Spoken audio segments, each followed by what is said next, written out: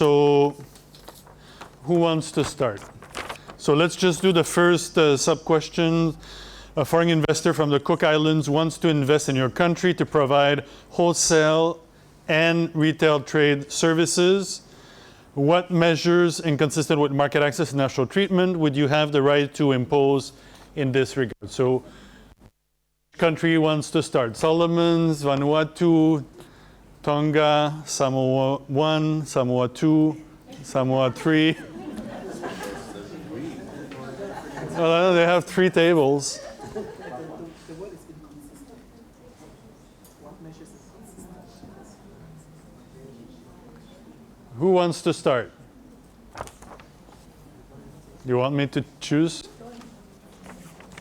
It's just for fun. I mean, we're just trying to. Okay, Vanuatu. So let's put the. Can we put the Vanuatu schedule on the screen? The services one, number 6, and then go towards the end. 440. All the way down. It's 400. Okay, very good. Okay, now let's go further up. Let's go at the start, and then you tell us what to do. What? Yeah, stop there. Okay, so Vanuatu, investor from the Cook Island wants to invest to provide wholesale and retail trading services in Vanuatu. So, bon marché, competitor. You need competition in retail. Big retailers, not small. But, okay. So what type of limitations would Vanuatu, so limitations, measures inconsistent with market access, national treatment, would Vanuatu be allowed to impose? Who wants to say something? Can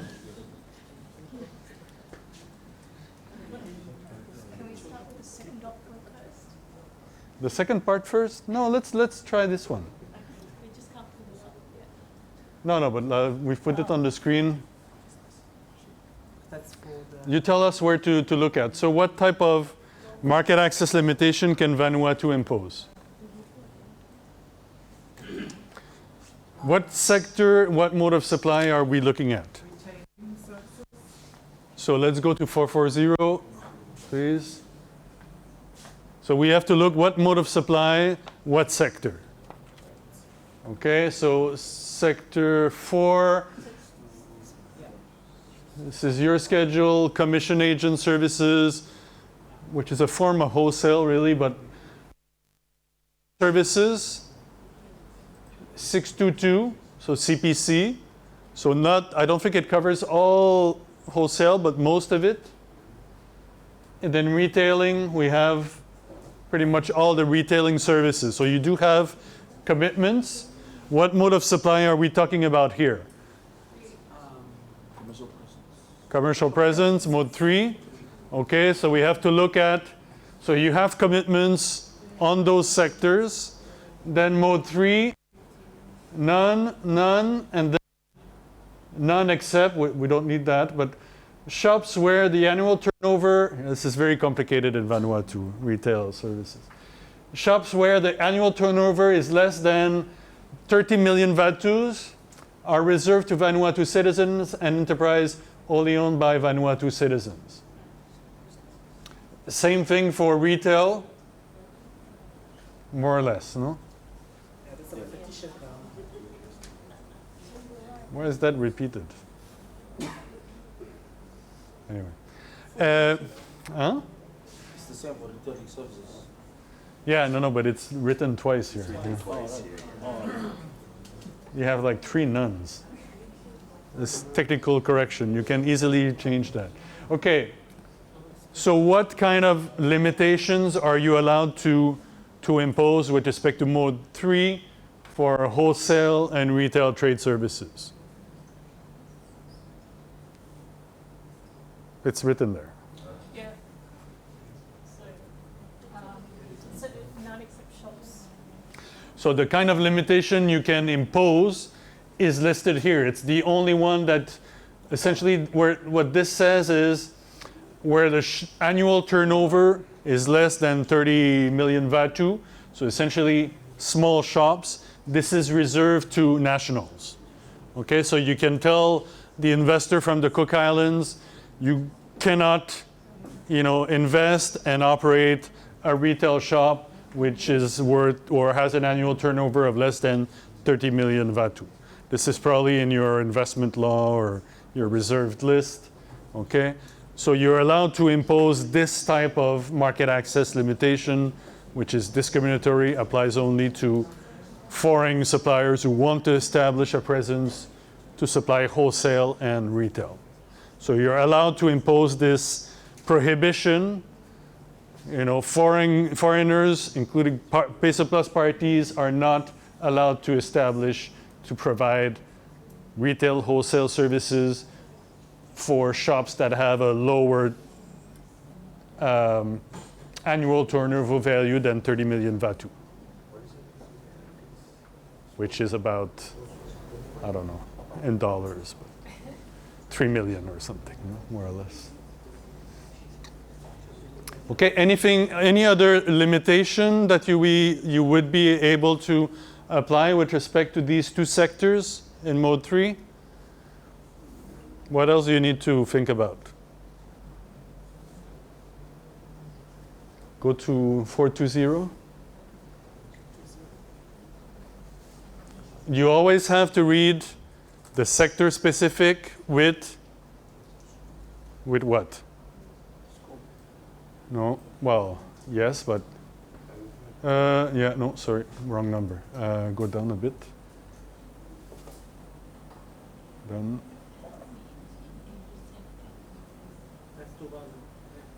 Go down. Yeah. Yeah. Okay, let's go down. It's Tuvalu. How come it's Tuvalu? Yeah, sorry, 430. You always have to read the sector specific with the horizontal limitations. Okay, so if you want to know, even if it says none at the sector specific level, the horizontal limitation apply to all the sectors in the schedule. Okay, so these limitations here, you're allowed to also apply them to the Cook Island investor that wants to invest in wholesale and retail trade of a value of more than whatever it was, 30 million or 300 million Vatu turnover. So what does it say? You're allowed to impose limitations on land ownership. You have a limitation here. Vanuatu prohibits freehold ownership of land. Only nationals can own land. Okay, so that is another limitation which you're allowed to impose to wholesale and retail. Okay, granting foreign investor certificates, and the renewal is based on objective criteria. So this is Mode 3 also. So the need for an investor certificate, I think this was in your WTO schedule also, is a limitation to Mode 3, so you're allowed to use that, to impose that.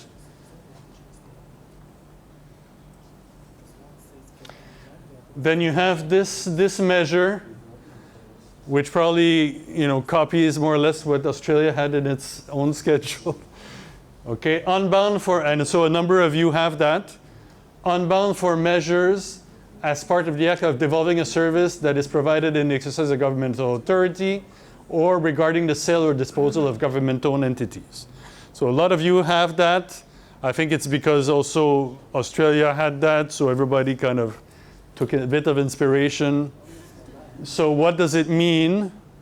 It's just to give more comfort, I think. It essentially means that it allows you to discriminate, to impose market access limitation regarding the sale or disposal of a government entities or assets. So essentially, when there's a privatization, for example, if you decide to privatize, something that is government-owned, you have a government supplier, you want to privatize it, you want to sell it to private suppliers, you can discriminate. You can say, oh, well, we reserve the sale or the privatization only to local buyers. And the other one is a bit of a more complicated one. It is, for example, if you You have these government services that are excluded, so services supplied within governmental authority, okay?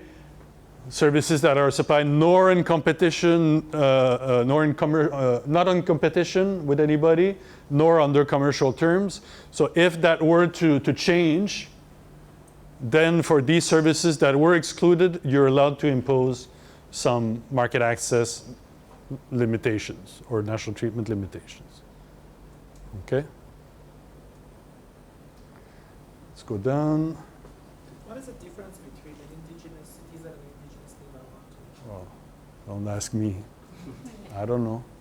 I think that language comes from your WTO schedule, because a lot of it, you know, is not. Of course, you have to use the WTO schedule as a basis, and then you may add a few things, add a few sectors, but there's no point rewriting.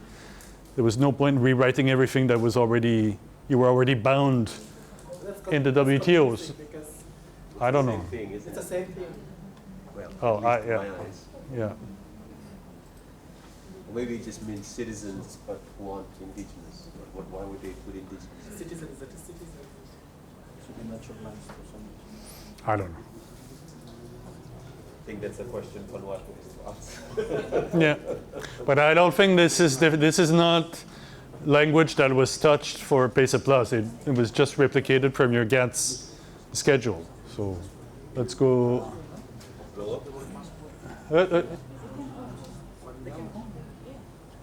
No. I just want to read this whole thing here. And another limitation probably comes from Australia, New Zealand language, maybe. So unbound, so no commitment in mode 3 regarding the provision of different types of social services established for a public purpose.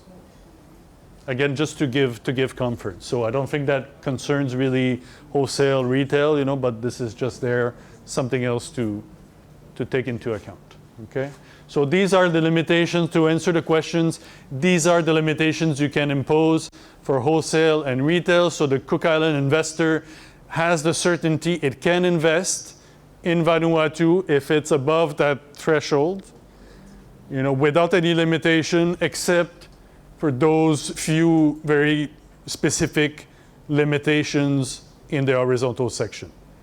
Okay, and you have the right to impose these horizontal limitation and also to prohibit the Cook Island investor to invest in smaller retail shops.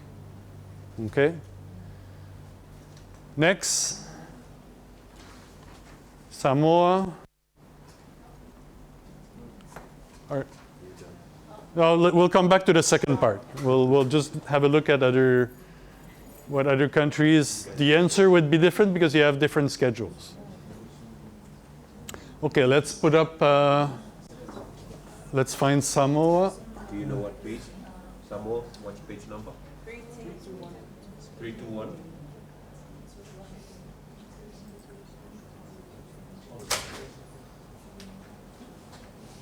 Okay, so Samoa, what's the situation? What kind of limitations would you be allowed to impose to the Cook Island investor that wants to invest in retail and wholesale trade services?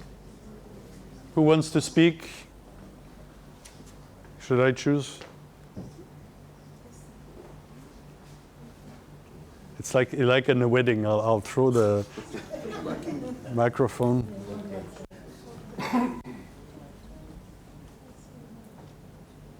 You already have the answer. You guys can say it. Try it out. You already had it. Yeah. So the schedule for Samoa, we were within line for 1, 2, 3, which means that Yeah, sorry. So Samoa, so let's have a look because I mean it's instructive for the others too. So Samoa has some wholesale trade services, but it's not like Vanuatu. Vanuatu had committed all of wholesale essentially, but Samoa only very specific types of wholesale trade services, only wholesale services of household appliances, wholesale trade of machinery, equipment, and supplies. So it means that the wholesale trade of any other product is not committed. So foreigners are not necessarily allowed to come and invest in wholesale trade services of food products, for example, and other types of products that are not those two. So the commitment is much more limited. What else? Do you have retail? No. So no commitments on retail, which is a sensitive sector for many different islands. So in this case, no commitments at all. So to answer the question, what type of limitations would you be allowed to impose to the Cook Island investor who wants to come in to supply wholesale trade and retailing services? We can only provide the services in those specified areas? Yeah, for those two very specific areas, there are no limitations. And for the rest, there are no commitments, so it means you can impose any type of limitation. Doesn't mean it's prohibited or that it's closed. It just means that you can close it if you want. For someone's case, it's reserved. Yeah. So you can reserve it to national loads only, or you can impose any type of limitation. It doesn't mean you have to close it. It can be closed. So it's probably for that reason that it was left out of the schedule. I'm not sure why only those two subsectors, but that probably comes from your WTO commitments also. Okay? Any other limitations can be imposed to those two subsectors? Can you impose any market access or national treatment limitation if the Cook Island investor wants to come and supply these two types of services? I think that's where the horizontal. Yeah, let's go up. What page would that be? Well, it's not far. Let's go up. 311? Let's go up again just to see. Yeah. So again, you have here a number of limitations, and at the horizontal level, again, something in relation to land. Okay, so you're allowed to impose those limitations. There's another limitation here. Foreign service suppliers may be required to provide training to local employees.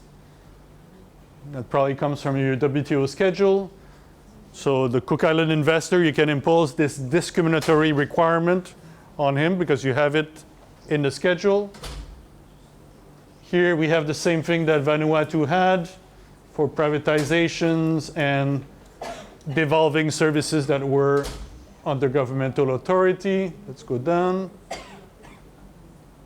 Same thing as Vanuatu here. Okay. Next. So Samoa 1, or do you agree with that, or? Yeah. Okay. Who's next? Tonga?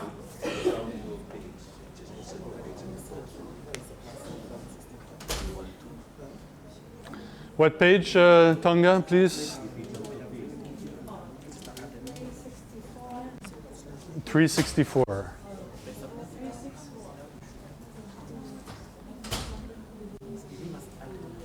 Okay, let's go down. Let's go down again.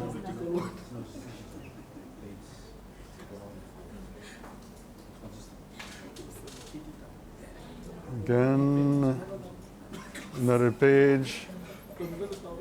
Again, and next one. Okay, stop. Okay, Tonga.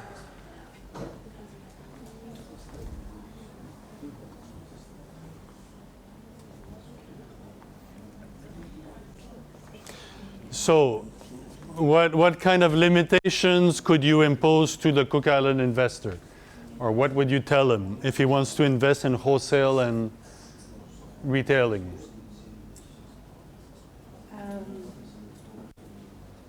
So limitation in terms of the horizontal approach would be the land, Yeah, we'll come to the horizontal ones after. Yeah.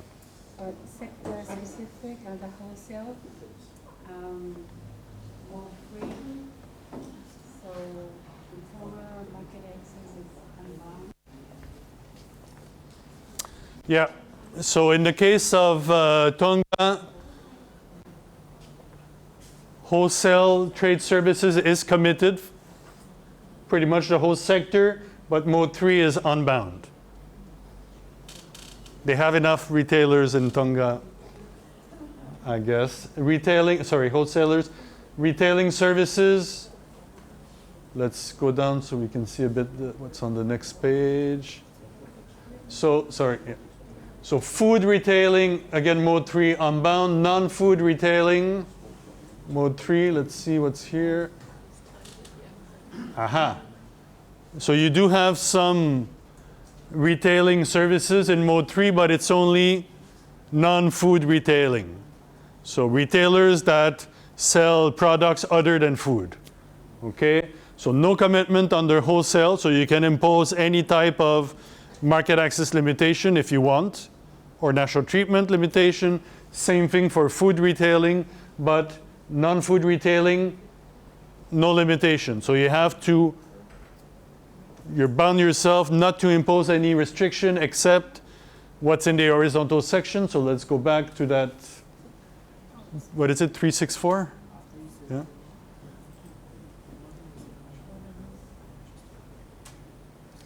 So you can impose the foreign investment limitation. So that comes from your WTO schedule. You need a foreign investment requirement. Let's go down.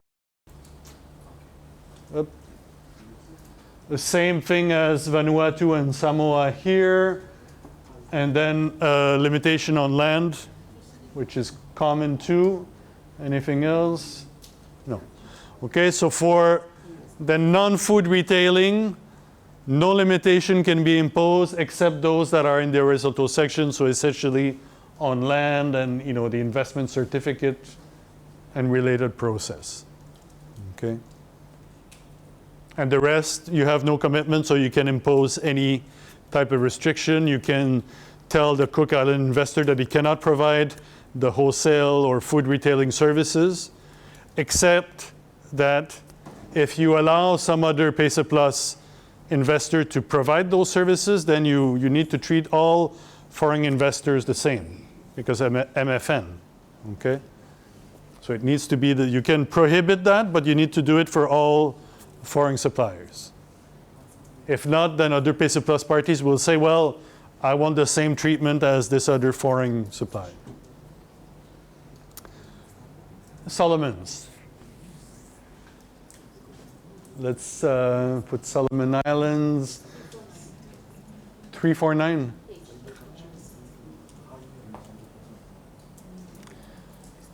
Okay, yeah. Let's see that. Okay, let's go down. Yeah, okay, sorry. Now let's go to the previous one. Thank you. Okay, so tell us. So ours is none, so it's no full commitments Yes. for the wholesale. Yeah, so for wholesale, you have pretty much a whole sector committed, no limitation in mode 3. Okay, so in principle, no sector-specific limitations that can be imposed. And then retail, you have no commitments. And then we need to look at the horizontal section always. So let's go back up. What page? Sorry, if you know. If not, let's go 345. 345. Okay. 341.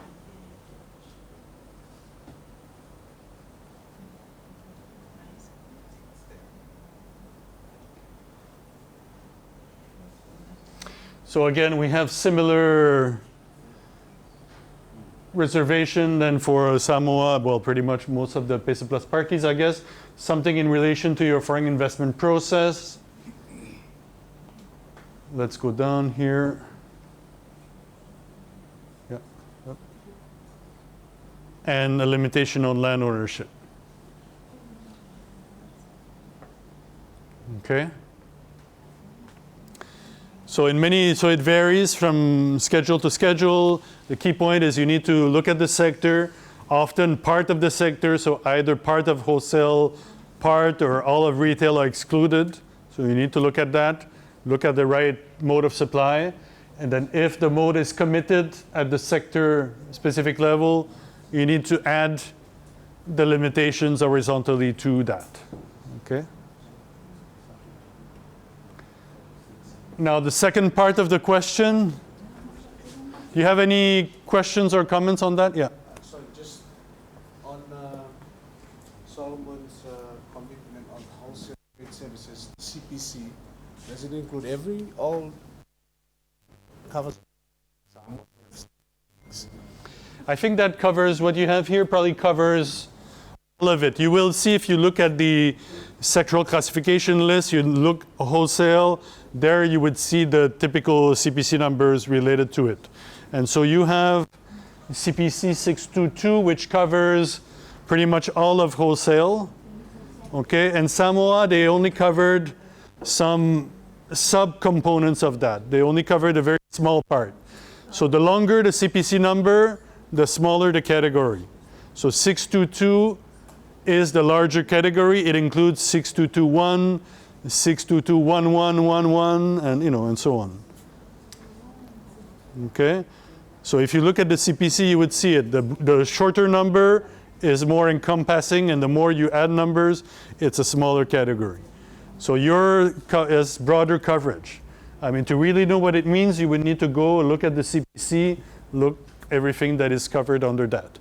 But it would cover essentially wholesale trade services of all. It's subdivided into different types of products in excruciating detail. Wholesale trade of fish products, or farm products, food products, tables, chairs, computer. And so they only included a subsector of that. Okay, are you ready to answer the second question about the foreign investor from Cook Islands?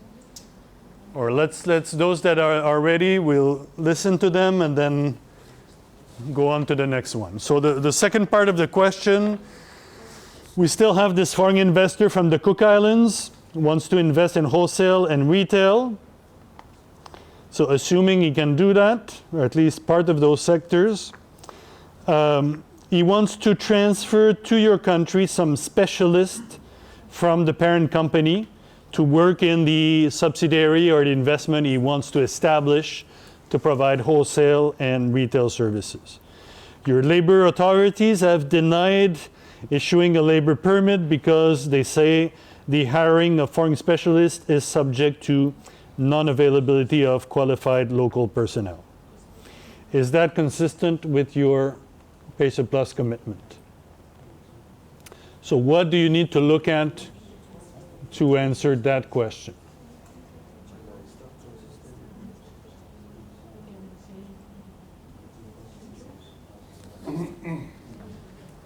So let's open another document. Just go, you can go back or go to the website. Yeah, and I think number 7. Yeah.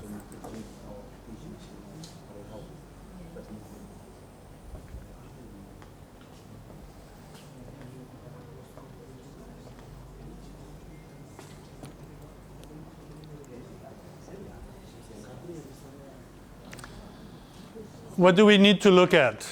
Anybody is ready to try to answer that? It's a very practical question. Yep, Tonga. Let's listen to see what they're saying. So talk about MNP commitments under the intercorporate transfers. Okay, so let's go to Tonga. You know what page it is? 61. 61? Yeah, so let's go to 61. 51? 60 and 61. Okay. So let's go to 60. So here we have to look at the schedule of commitments on movement of natural persons.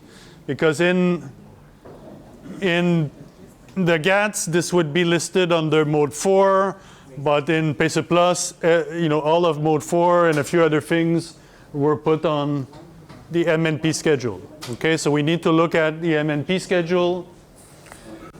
And this is a positive list.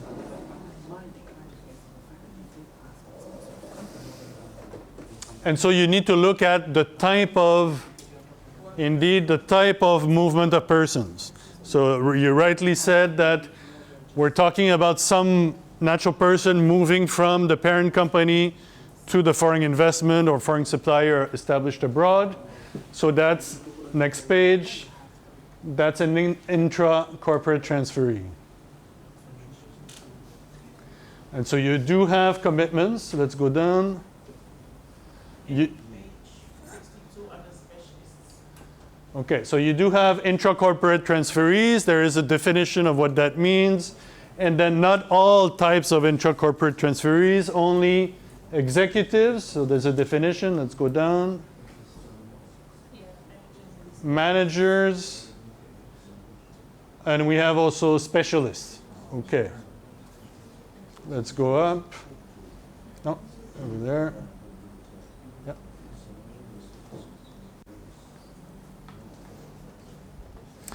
So then what would you tell your labor authorities?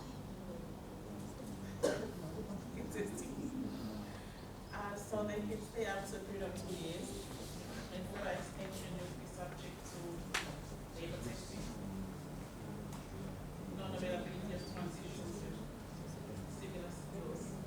Yeah, so for that particular category of natural persons, Tonga inscribed the limitation. So it says they're allowed, intracorporate transferees, up to a maximum of 2 years. Okay?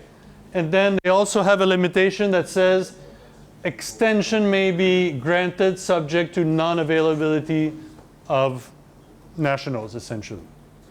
Okay? But it's only for the extension that there is the non-availability. So if your labor department says they cannot come as intracorporate transferee at all, then what would you tell them? They must give an initial period of 2 years Yep. before they contact. Yeah, because if not, it would not be compatible with the commitment. And I think that's probably comes from your WTO also. It's the same, I think it's the same thing of memory. Yeah. So in this case, if your labor department wanted to prevent it completely, they could not do that. It would be against the PACE Plus commitment. Okay, because it says up to 2 years without any kind of, prohibition or conditioning that on locals not being available. No. You have to allow it for specialists that are intra-corporate transferees for up to 2 years.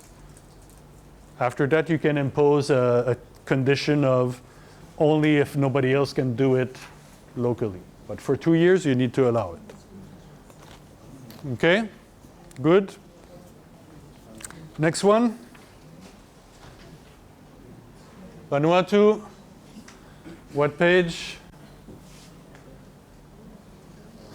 72. That's easier. It's a shorter document. Short. Are we going up to 71? No, I think so. Now you know the answer. So it's the same. We're talking about an intra-corporate transferee. Okay, so you need to figure out, we know it's movement of natural person or mode 4. We know that it's, then you need to look at the sector. You need to look at the type of natural person. Can we just go back up the schedule? I just want to see something.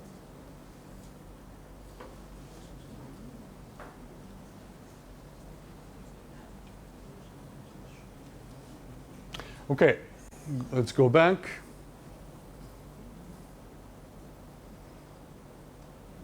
So it falls under intra-corporate transfer. Yeah, let's see. So you have executives, managers. Okay, so you also have specialists with the definition. Assuming it meets the definition, then let's see here.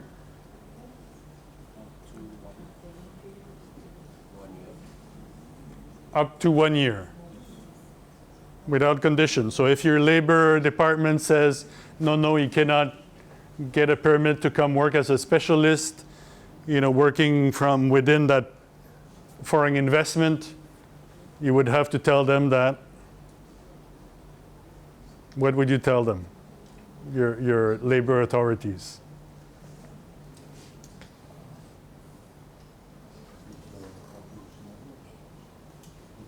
These are legal obligations. So this is the minimum you need to give to all other PACE Plus parties, and that others are giving to you. So the minimum you have to give to others is to allow intra-corporate transferees to come in for up to 1 year.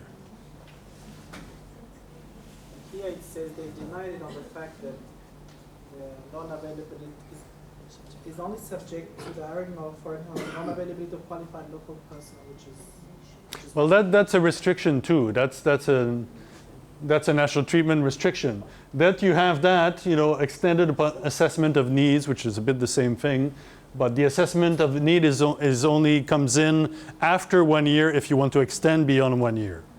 I think the period of 1 year is not subject to conditions like that. So I think what this means is that if an intra-corporate transferee wants to come in, you have to allow up to 1 year without imposing these types of tests of only if locals cannot do it. You have to permit up to 1 year. So if your authorities say no, or only if locals cannot do it, you have to tell them you can't do that. That would be inconsistent. That would go against your commitment. And it makes sense, and again, that's probably the same as your WTO commitment. It makes sense because for intra-corporate transferees, you're transferring people from the parent company typically people that you really need to manage your business or that make it kind of unique. So you need to transfer those people. So it's not just for any other kind of general employment issue. very consistent with our commitments. That's the answer, right? Well, according to that Yes, fictional example, yes. The reality, I don't know, but this is what you need to make. You need to make sure that countries need to make sure that they comply with that, and that's an important thing to. That it's not only important to comply with it because you have to comply with it, but because it's important to attract investment. Why would I invest in Vanuatu if I can't transfer people to manage the investment I want to set up? I mean, that's also important. Okay, next. Samoa.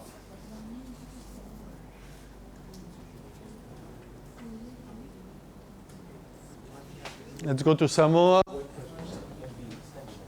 they say, assessment, succession plan. But then the other thing they make the assessment based on the two trade paragraph is your option to go back. I'm very consistent with how you mentioned they only apply to big businesses. So same thing, Samoa, you know the answer, so you have to look intra-corporate transferees. Let's go down. So you do have commitments, like I think most parties to PACE Plus would, or all of them would have. Executives, managers, and also specialists, okay, and then period of stay up to 3 years. And then you have some more limitation, admission of more than 2 intra-corporate transferees at any point in time. So up to 2, I guess by supplier. More than 2 is subject to some kind of local needs assessment. Only if locals cannot do it. Okay, up to 2 for up to 3 years. And then if a supplier wants more than 2 to transfer more than 2 people, then you have to show that no locals are available to do the same thing. Okay, so these are the conditions. So again, if your labor department was to say, no, you cannot have anybody, you would say, well, no. You would have to tell them, we cannot do that. We committed to allow up to 2 intra-corporate transferees per foreign investor or foreign supplier. And the local availability test only comes in if it's more than 2. Okay? So again, you need to look at the specifics of every schedule. And Solomon's, what page? Let's go further down. It's the next one, I think. Which page? 56. Not far. So we also have intra-corporate transferees. Let's go down. Executives, managers, specialists, same thing, okay. Intra-corporate transferees can stay up to a maximum of 2 years, provided the investment has been granted and work permits issued by Labor Department. So here, that probably comes from your WTO schedule also, a maximum of 2 years, and there are no conditions in terms of subject to local availability and subject to nationals that cannot do it. So again, if your Labor Department said, no, we cannot accept these intra-corporate transferees that are specialists to come in, you would have to tell them, we are committed, we have to allow them up to 2 years. Okay? And it goes both ways, because now we're asking the question, you look at your own schedule, but you also can think about it the other way, so you can look at other PaySurplus parties' schedules, because those are the rights that you have to and that your suppliers can use to go provide services in those other countries and to invest. Okay, so it goes both ways. You're exchanging concessions to each other. Okay? Any questions on that? So in the case of PaySurplus, you have to look at schedule of commitments, movement of natural persons, and read that in conjunction with the sectors that are committed in the services schedule. In many businesses in real life, countries do many things at the same time. They invest abroad, they supply services abroad, sometimes they also export goods, they send natural persons, so they do many things. So you need to look at all these things. And companies want to have basic guarantees across all these different areas. Okay.